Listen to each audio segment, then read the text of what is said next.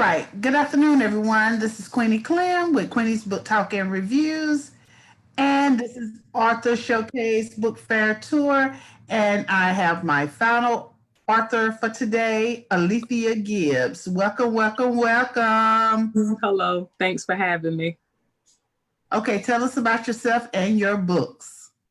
Okay, so my name is Alethea Gibbs. I'm the author of They Don't Hear Her Cries. That's my first book that I self-published. My second book was a collaboration with a few other authors titled Wounds to Wisdom. Let me see. I don't know. I'm just me. Nothing special, nothing fancy. I volunteer in my community. Born in Newark, raised in Irvington, lived in the borderline of both. It doesn't matter. Like, people know me in Irvington and Newark, so I represent both of them, both cities. I volunteer and feed the homeless. I volunteer all throughout my community as long as a good cause. You know, I'm all for it. One year, I donated a few book bags to some children with school supplies. So anything with a positive message or a good cause, I'm all for it. And I do my best to encourage the youth to never give up. You know, before COVID-19, I was always offered the opportunity to go to classrooms and speak to the youth. So again, I encourage them to never give up. I also had opportunities to read to the 3 to 5 year olds. So that's always good.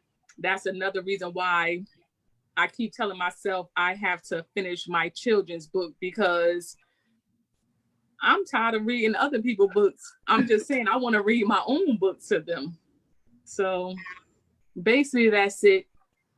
I never thought I would be an author, just being honest. You know, some people say, oh, all their life they wanted to be an author. No, that was never really my dream.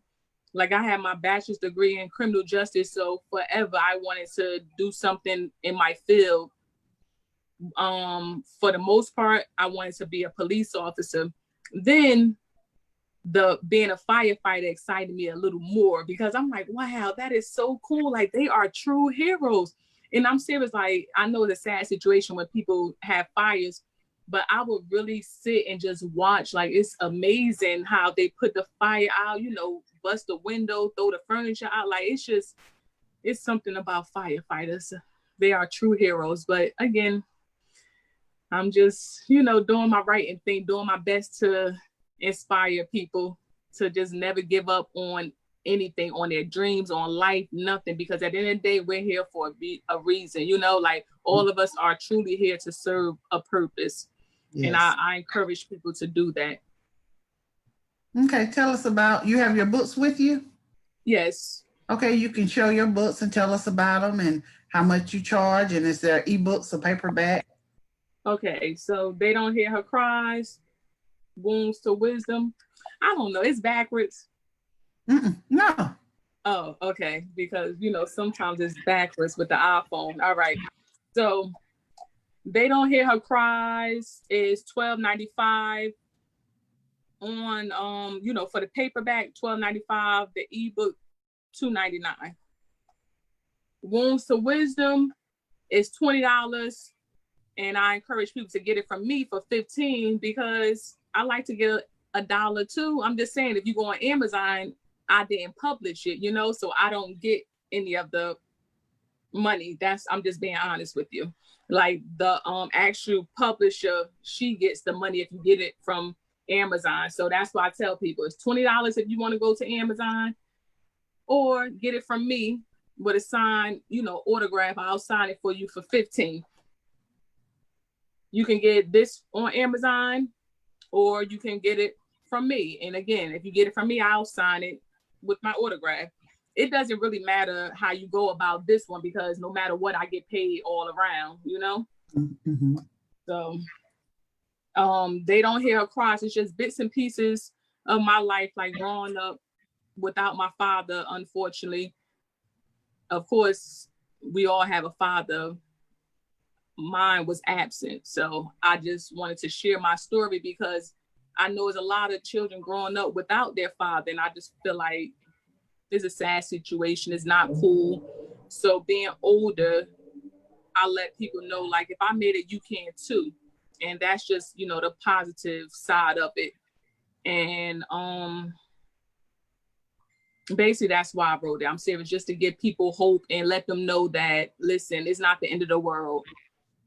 Because sad to say, I was very sad, you know.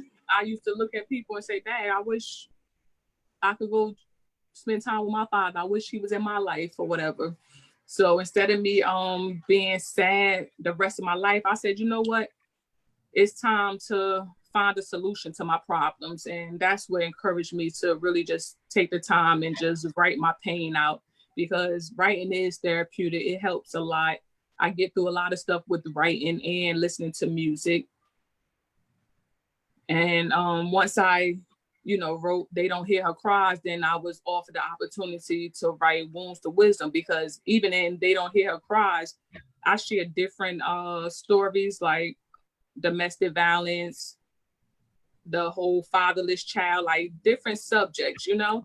And I'm like, well, I could share my true story in Wounds to Wisdom, because everything in They Don't Hear Her Cries isn't 100% true. However, the fatherless chapter, yes, that's true. I cried during that chapter. That's where I got my title from, They Don't Hear Her Cries, because originally I was going to title it Survival, because I'm like, you know, I've been through a lot. I survived.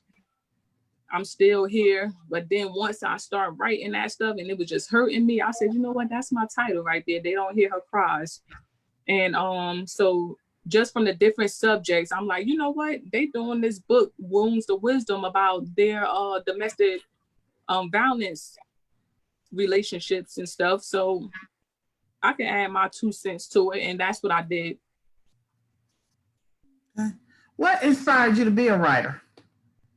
It was just honest. It was just like the pain. I felt like my pain could help others. That's how I was feeling.